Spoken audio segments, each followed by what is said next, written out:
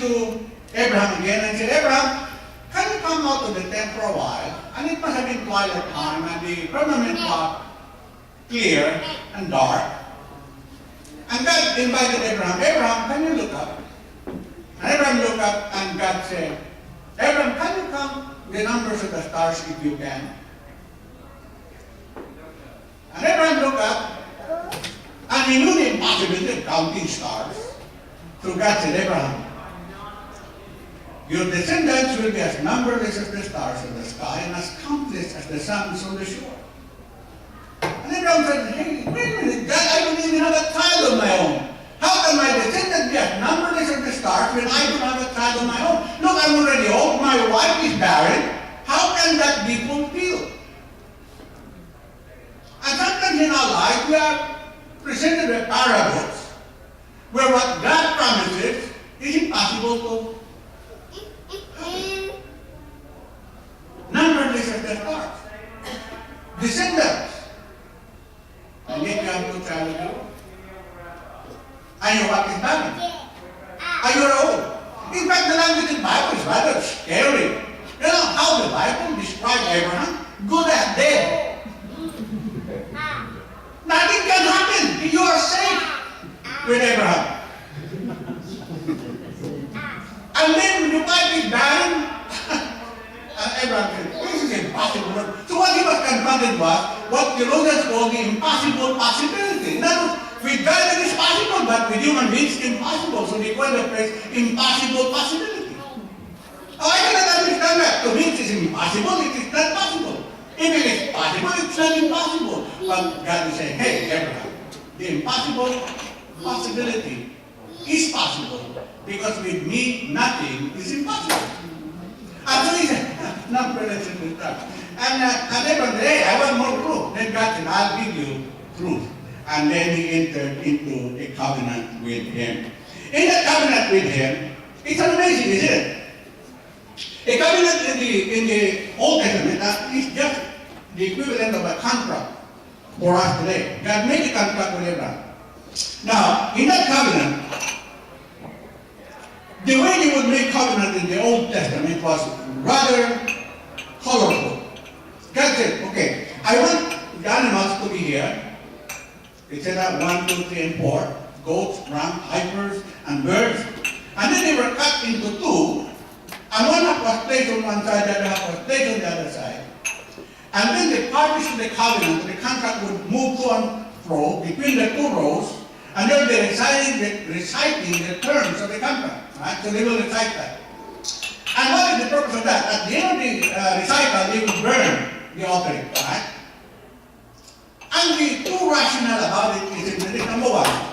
When you pass through and make the covenant, one, the terms of the covenant cannot be changed anymore because the animals are dead.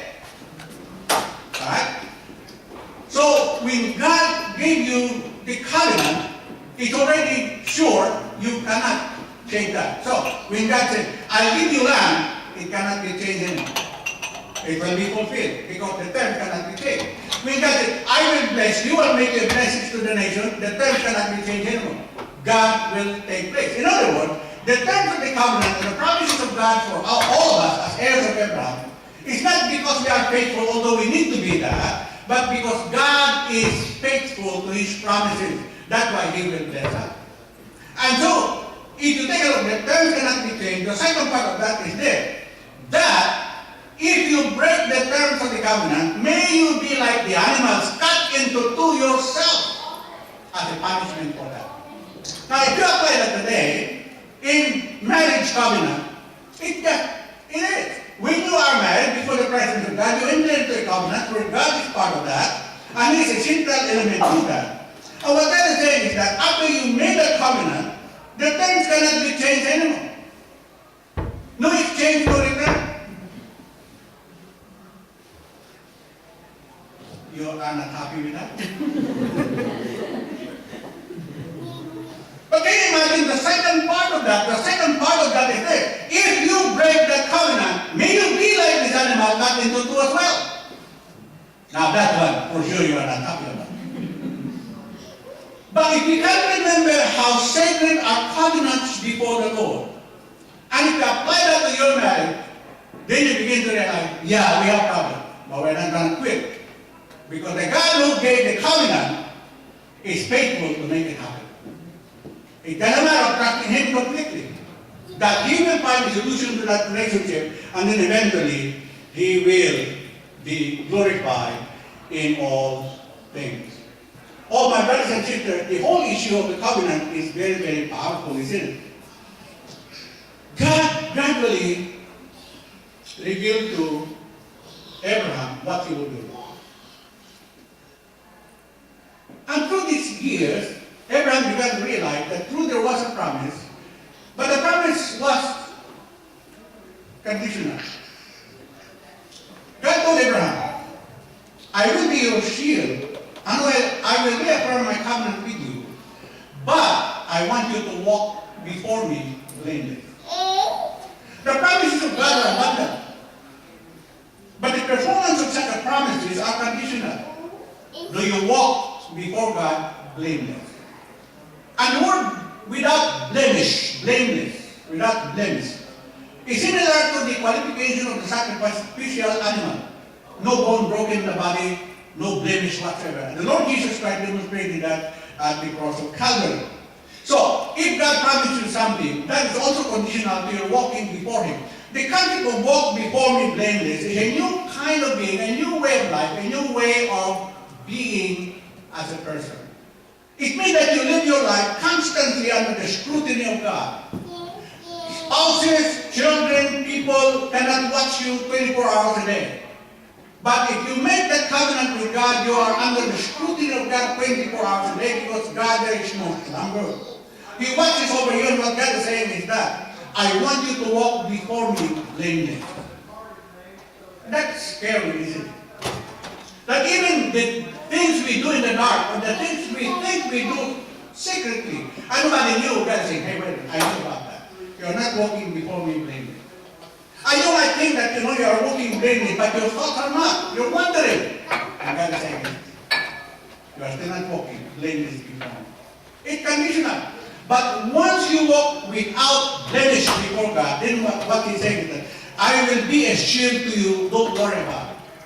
And so Abraham made mistakes. For the sake of saving his life, he told the Pharaoh, oh, my wife Sarah is my sister. Well, half true, half sister. But incredible, isn't it? And God delivered Sarah. And then again, the second time, before Abimelech, he told the king again, my sister. Twice he committed that mistake. Is there anything more dastardly than a husband giving away the compromising the purity of his wife to another man simply because he wants to survive? What a pain. But God delivered. God saved Sarah.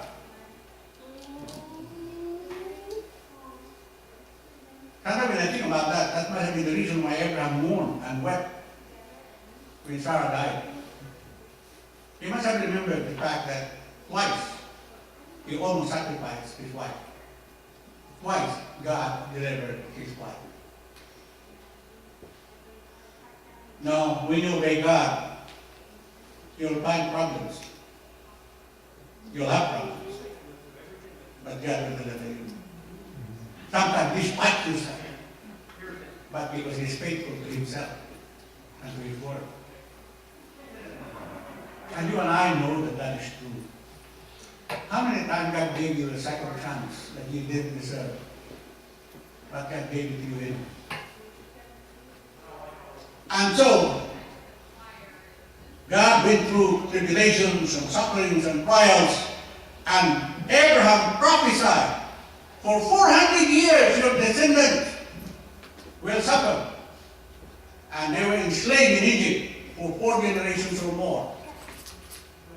400 years, and it was fulfilled by Moses in the Exodus. But to obey God can require sufferings and testings as well. But despite all that, the Bible tells us that there was no turning back. When you become become a Christian, sometimes you are faced with problems and trials and testings, and you want to give up. Hey, my old ways were better. I am in control of my time. I don't want to go to church. I want to do this and that. And you want to give up. But Abraham and Sarah did not. Hebrews tells us he could have turned back because they had the opportunity to turn back, but they did not. And our Christian life, yes, we have opportunity. You have to be an apostate. To get away from all these and be free once again. But like Abraham and Sarah, I pray that we will be the heirs. No turning back when you are in Jesus Christ. Because in the end, God said, I'll give you a destiny, Abraham. A destiny that will outlast your lifetime. A destiny that will go beyond your generation into, from Ur to Canaan to the celestial city that is coming one day. That destiny is guaranteed for every Christian. No turning back, my brothers and sisters. No turning back from the decisions you have made for God. And I'll tell you one thing, you'll never regret it. When you wake up in the morning, and you're upset at the world, remember this. The God of the universe is in you. I promise that He will uphold you and see you through. Remember this, that when you wake up in the morning, and you look at your spouse and you felt you made a mistake.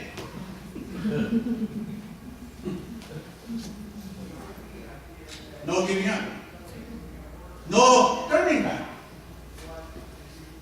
Because God said, she is the partner or she is the partner of your life that I have given you. And you notice how you repented after a while? At one time, enough is enough, you know. God made a mistake in answering my prayers. And after a while, thank God for my husband or my wife. You know, it's just a cycle of life. But what God is saying is that no turning back. You'll have problems, but no turning back. Hold on and hang in there. Because eventually, God will bless you in a very specific way. The celestial city awaits you. God, no turning back. When God calls you, the pastor is saying, arise, go, proclaim. Whatever you will do in the Bible, it's always the same. Arise, go, and proclaim. I never regretted that I am where I am right now. Although sometimes I question God about it. That I question my sanity about it. I never wanted to be a pastor. I wanted to be a lawyer. I wanted to be a very influential one. I wanted to earn as much money as I could to get out of the cycle of poverty and allow my family to enjoy many things. But one day we were having a meeting with the board of Kamangkot in the Philippines, and Ben Jesus. And in fact, they asked me, would you like to be ordained? I said, no. I'm happy to be a layman. Following year, we were having a board meeting, and Ben Jesus said, I'm recommending Jun Vencer for ordination. That's it. And so the board said, Jun, what do you say? I said, I respond with the classic alliance response. I seek not, I forbid not. All right? Then the board said, okay, you are a moving minister. Period. At the time, I felt like, oh, wow, what have I done? Yeah, we went through so many things, but I never regretted it. Because I found out one thing. God is faithful. He will perform His promise. This is our word. Let's reflect about it.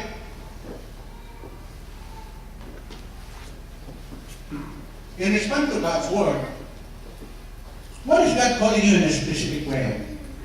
Perhaps a call that was there many years ago, but somehow the call and the voice faded. And you don't hear the call now. Perhaps the Spirit of God is reminding you about that call many years ago. What is it? Are you aligned as a descendant of Abraham to the will of God and the promises of God for you? Are you walking before Him? Are you growing in the faith? Are you committed to reach people with Jesus Christ? Husband and wife. What about your relationship? Is it growing? Is love burning?